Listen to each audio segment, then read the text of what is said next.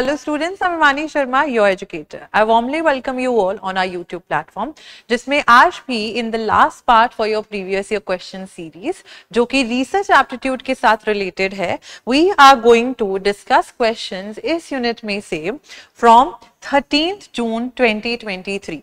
So in the previous videos, जो previous के 9 parts बने हैं, उनमें December 2023 के research aptitude के related questions I've already made. उनको explain करा है through several examples, and there were certain new topics as well जिनसे आप लोग के बारे में you guys need to be acquainted with. उन चीजों के साथ I have tried to make things easier and by analysis I have made sure कि आप लोग को अलग अलग papers खुद ना ढूंढने पड़े, but you get the same thing here in one platform only. Coming to questions को कैसे proceed करना है, कैसे पढ़ना है, आज की क्लास में आप लोग questions को पढ़ेंगे. Pause the video, keep a notebook, a pen with your own selves. कुछ नया लगे अगर आपको, उन चीजों को लिख सकते हो. कुछ समझ नहीं आता है खुद पढ़ने से, उन चीजों के बारे में examples के through you can note things down. So question read करना है, pause करके play it when you feel like, because I'll be moving forward by telling the answers in the simultaneous manner only. मैं बिना रुके उसको answers बताती रहूंगी. पहला question है, which among the following would be the ethical issues in a research studies, जिसमें human subjects जो हैं वो included हैं. अगर इंसान included हैं, इनमें से कौन कौन से ethical issues हो सकते हैं. Now you know research ethics, they are very much important topic जब भी आपके research aptitude में से questions are being asked. So you guys need to make sure that you are well acquainted with research ethics and how they can be harmful, कहाँ पे हमें ध्यान रखना पड़ेगा as a researcher. ठीक है, तो ये क्वेश्चन 13 जून 2023 के शिफ्ट में पूछा गया था. पॉज योर वीडियोस, क्वेश्चन को पढ़ना है अच्छे से. The right answer to this question is option A, यानी कि lack of informed consent, physical and psychological harm and excessive inducement. ये तीन जो चीजें हैं, ये human subjects के लिए ethical issues हो सकते हैं. किस तरीके से I'll be explaining. ये ethical issue नहीं होगा क्योंकि debrief करना, अगर आपने research कर ली उसके बाद लोगों को बताया या पहले बताया कि आपके ऊपर क्या research की जा रही है, तो आप ethically सही रह रहे हैं. लेकिन अगर आपने उनसे consent नहीं मांगा तो as a researcher you are not being ethical. That's why option A is correct. Physical and psychological harm, किसी भी तरीके से रिसर्च में इन्वॉल्व होते हुए पार्टिसिपेंट को कहीं चोट लग जाती है, साइकोलॉजिकली उनके ऊपर जो भी आप सवाल पूछ रहे हो वो टोल ले रहा है, then it is unethical. Then we have excessive inducements, यानी कि अगर आप उनको रिफ्रेशमेंट्स दे रहे हो कि तुम इतने सवालों का जवाब आज दोगे तो I will be giving you certain gifts या refreshments, that is also unethical, right. That's why option A is the right answer pertaining to the research ethical values. जो है issues आ सकते हैं.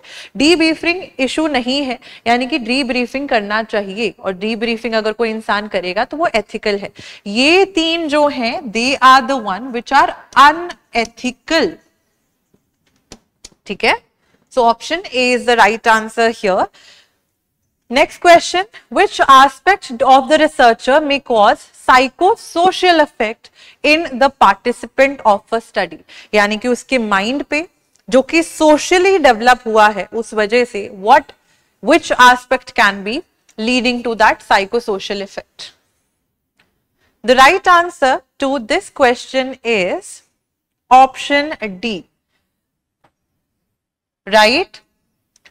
अगर किसी रिसर्चर का एटीट्यूड जो है वो नेगेटिव या पॉजिटिव है, that can have a psychological and a social psychosocial effect on the participant जो स्टडी में पार्टिसिपेट कर रहा है, जिस वजह से biasness can also occur.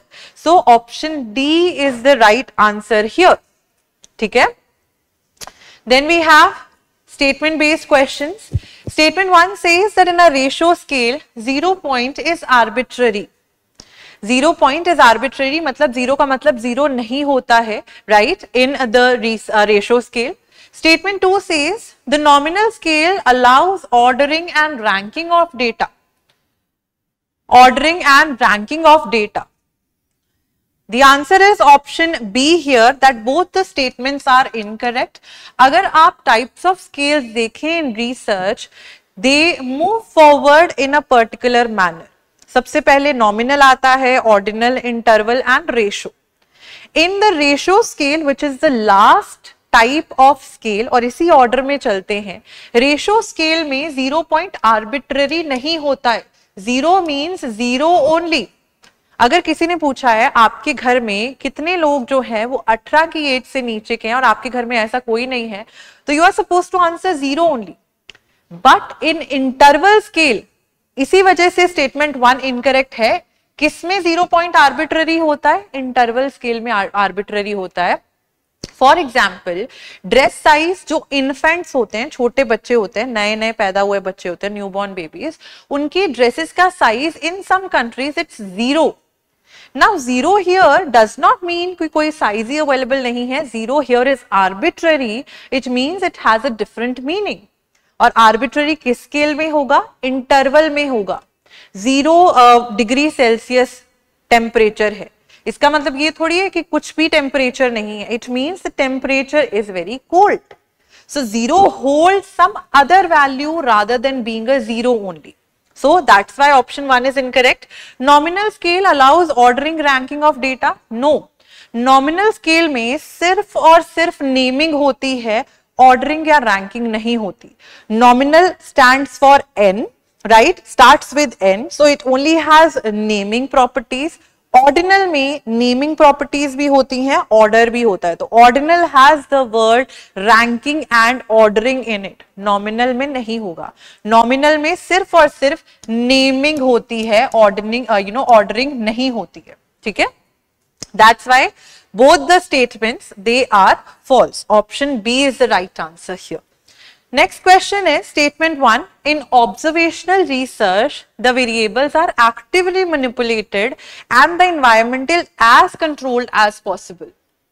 Second statement कहती है observational research allows you to eliminate the influence of many extraneous factors. Pause the video, try to answer the question. It will take some time from your own, right? The right answer to this question is option B again, that both the statements are incorrect. क्यों? क्योंकि observational research में variables are actively manipulated and the environment is as controlled as possible. No. अगर आप किसी एक child को एक naturalistic observation में observe कर रहे हो और child को नहीं पता कि आप उसको observe कर रहे हो कि वो बाकियों के साथ कैसा behave कर रहा है, you are not controlling the behavior of the child. So in observational research, control is not there. You cannot manipulate, you cannot control. ठीक है, कंट्रोल भी नहीं होता, मैनिपुलेशन भी नहीं होता. Simply as a researcher you will observe the behaviour of the participant. That's why statement 1 is incorrect, क्योंकि statement 1 कह रही है कि आप कंट्रोल भी कर सकते हो, मैनिपुलेट भी कर सकते हो, नहीं कर सकते हो. Statement 2 says observational research allows you to eliminate the influence of many extraneous factors. No, because you again as a researcher will sit and just observe. आप चीजों को कंट्रोल नहीं करोगे. तो कंट्रोल कहां पे आता है, किस टाइप ऑफ रिसर्च में आता है? Majority of the times control comes in experimental research. Experimental research में कंट्रोल आता है because you can make sure dividing the participants in different groups. In one of the videos I have talked about experimental research. आप देख सकते हो कि exercise का stress के ऊपर क्या इंपैक्ट है. तो आप डाइट कंट्रोल कर दोगे लोगों की, you will say that yes of course you are just going to take this much only, you are just going to ask them to exercise. बाकी सारी चीजें अनकंट्रोल्ड रहेंगी, सिर्फ एक्सरसाइज कंट्रोल्ड रहेगी, राइट? सो एक्सपेरिमेंटल में you can do that, observational में you can't. So both the statement, both of them are false. Next question, जब researcher का सेक्स अफेक्ट करता है, male female being a third gender etcetera, it affects the behaviour of a participant in a study. It refers to what? Smart work करना है जब आप लोग को ऐसी चीजें पूछी जाएं. अब किसी इंसान का सेक्स क्या होता है? Biological factor. ठीक है, तो राइट आंसर क्या हो सकता है? Option C is the correct answer here, because researcher sex is some sort of a biological factor और वो आपकी सोशल इमेज बना देता है. जब ये चीजें अफेक्ट करती हैं तो वो बायो सोशल इफेक्ट बन जाता है. ठीक है, पार्टिसिपेंट अगर किसी को कोई फीमेल है या मेल है वो चीज अफेक्ट कर रही है उनको, तो that is known as biosocial effect. अब इसका आंसर तो मैंने इनडायरेक्टली थोड़ा सा इन द प्रीवियस क्वेश्चन जहां हम नॉमिनल ऑर्डिनल की बात कर रहे थे दे दिया था। तो अगर आपने वीडियो अच्छे से सुनी होगी, आंसर अच्छे से सुना होगा, you guys will be able to make sure कि आप लोग इसको सही से अरेंज कर रहे हो। From the simplest to the most evolved scale आपको इसको अरेंज करना है। Right answer is option D here, that is सबसे पहले आपका नॉमिनल स्केल आता है। स्केल्स क्यों यूज करे जाते हैं? मेजर करने के लिए चीजों।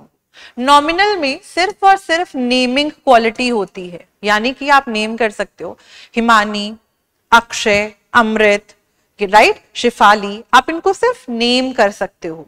नॉमिनल में यही चीज होती है। Then comes ordinal which makes it be, हमारा पहला हो गया। Then we have a. Ordinal में ये चीज हमारे चारों स्केल्स में रहेगी, that whatever would be here, second scale में पुराने स्केल का कैरेक्टरिस्टिक तो होगा ही होगा, राइट, पुराने स्केल का कैरेक्टरिस्टिक तो होगा ही होगा, यानी कि नेम तो होगा ही होगा, और उसका अपना एक यूनिक कैरेक्टरिस्टिक भी होगा, अपना एक यूनिक कैरेक्टरिस्टिक भी होगा। तो ऑर्डिनल का नाम ही ऑर्डर है, तो ये चीजों को ऑर्डर में अरेंज करेगा, फर्स्ट, सेकेंड, थर्ड। तो यहां पे नाम भी आ रहा है फर्स्ट, सेकेंड, थर्ड, और वो एक पर्टिकुलर ऑर्डर में भी आ रहा है। Then comes the third type of scale, that is known as interval.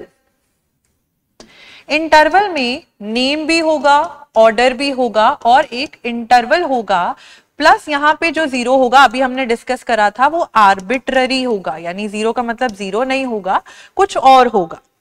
तो यहां पे क्या होगा? नेम हो गया, यानी कि आपने बोल दिया फर्स्ट, सेकंड, थर्ड, फोर्थ। अगर हम देख रहे हैं यहाँ पे एक एग्जांपल इंटरवल की लेके बताती हूँ आपको, 1 to 10, 11 to 20, 21 to 30, ये चीजें आप नेम भी कर रहे हो। They are in an order as well. So ordinal के दोनों कैरेक्टरिस्टिक है इसमें, नेम एंड ऑर्डर, और इनमें इक्वल इंटरवल भी है। इंटरवल मतलब 10-10 का डिफरेंस भी है, ठीक है।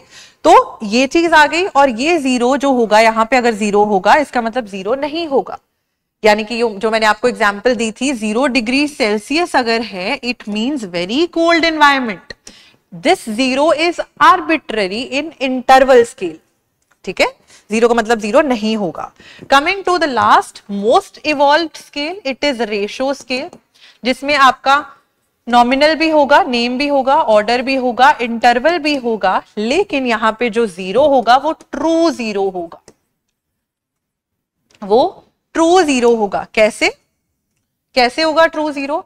यानी कि यहां भी आप ऐसी चीजें अरेंज करोगे, 0 to 10, 10, 11 to 20, 21 to 30, ऐसे ये सारी चीजें ऐसी जारी होंगी, लेकिन इसमें जो जीरो होगा वो जीरो का मतलब नल बट्टा ही होगा, ठीक है, एम्प्टी होगा या नल होगा। यहाँ पे zero will mean zero, 0 students were present in the class, ठीक है। तो ये चीज जो होगी ये रेशो में होगी। तो सिंपलेस्ट स्केल इज नॉमिनल। ये भी क्वेश्चन आया हुआ है पुराने आपके प्रीवियस क्वेश्चन में, that which is the simplest scale, ठीक है। सिंपलेस्ट स्केल कौन सा है? Nominal. On the other hand सबसे डिफिकल्ट रेशो है। इसी तरीके से इसको अरेंज करने के लिए ऐसे भी पूछा गया, तो आप इसको ऐसे याद कर सकते हो, NOIR, NOIR scale, nominal, ordinal, interval and ratio, ठीक है, nominal, ordinal, interval and ratio. Next question, when studies on a given topic lead to similar conclusions, the measurements show, pause your screens. The right answer to this question is option A. The measurements show convergent validity. Validity की types में से बहुत बार questions आए हैं। Convergent validity के features आप लोग को लिखवाती हूं। It's a sub type of construct validity. सब टाइप होती है कंस्ट्रक्ट वैलिडिटी का, ये इसका पहला। कंस्ट्रक्ट वैलिडिटी क्या करती है? कंस्ट्रक्ट वैलिडिटी करती है कि अगर आप कोई रिसर्च कर रहे हो, उसमें व्हाटएवर यू हैव चोजन, जैसे अगर मानते हैं एक रिसर्च एक रिसर्चर ने करी on the topic of depression, और उसने उसके लिए ना क्वेश्चनर बनाया, डिप्रेशन के ऊपर ना क्वेश्चन आंसर वाला वो बनाया कि जो भी मेरे पास लोग आएंगे, मैं एक साइकोलॉजिस्ट हूं, उनको मैं और मुझे कहेंगे कि मुझे लगता है मुझे डिप्रेशन है, मैं उनको ये क्वेश्चनर दे दूंगा. सो इफ द 10-12 क्वेश्चंस जो भी उसमें होंगे वो डिप्रेशन को ही नाप रहे हैं, they are measuring what they are suppose to measure, the construct that is going to be measured here is depression. तो अगर वो क्वेश्चंस डिप्रेशन को ही माप रहे होंगे, that is construct validity. Similar conclusions की बात की गई है तो हम कन्वर्जेंट पे आ जाते हैं, क्योंकि it's a sub type of construct validity, तो हम भी इसमें भी कंस्ट्रक्ट ही मेजर करेंगे. एग्जाम्पल लेके देखते हैं. मैंने टेस्ट 1 देखा जो कि कंस्ट्रक्ट वैलिडिटी का ही था. मैंने 10 क्वेश्चंस बनाए ऑन डिप्रेशन. ये मैंने टेस्ट 1 करा और इसमें मेरे को निकला कि जो मेरी जिनके ऊपर मैंने वो क्वेश्चंस लिखे उनका नाम लिख लेते हैं, ए लिख लेते हैं. ए इज अ पर्सन जो कि डिप्रेस्ड है. A is the name of the person जो कि डिप्रेस्ड है. ठीक है, और ये डिप्रेस्ड पर्सन जो है, इन्होंने उन 10 क्वेश्चंस में जवाब दिया और मुझे निकल के आया कि हाँ जी उनको डिप्रेशन है, यानी कि उनको डिप्रेशन है. ये मुझे टेस्ट 1 से ये पता चला. जस्ट टू मेक श्योर कि सच में डिप्रेशन है, आई क्रिएटेड टेस्ट 2. तो मैंने एक और टेस्ट क्रिएट कर लिया जिसको मैंने T2 का नाम दिया. उसमें मैंने 20 क्वेश्चंस पूछ लिए. उस 20 क्वेश्चन में भी ए का यही निकल के आया कि वो डिप्रेस्ड थे, वो डिप्रेस्ड थे. जब ये चीज होती है कि सिमिलर कंक्लूजन्स आ रहे हैं, that is known as a convergent validity. Construct में आप टेस्ट एक ही बार लेके देखोगे, कन्वर्जेंट में वही टेस्ट सिमिलर या अलग टेस्ट जो है सिमिलर कंक्लूजन्स पे लेके आ रहे हैं कि बच्चा डिप्रेस्ड ही है. That is known as a convergent validity which is a sub type of construct validity. Right, तो T2 यानी कि टेस्ट 2 में भी यही निकल के आया कि ए नाम के इंसान को डिप्रेशन ही है. 20 क्वेश्चंस इनमें भी वही सेम निकला, इन क्वेश्चंस के बेसिस पे भी सेम निकला. तो सिमिलर कंक्लूजन्स निकल के आए हैं, that is that person was depressed only with test 1 भी and test 2 as well. Right, so these questions, ये क्वेश्चंस आपके 13 जून 2023 में पूछे गए थे and I hope things are clear. अगर आपको लगता है देयर आर सेवरल डाउट्स जिनके आंसर्स आपको चाहिए, you can comment it down below and I will reply for sure. Till then keep on studying. Thank you so much and have a good day. Bye bye.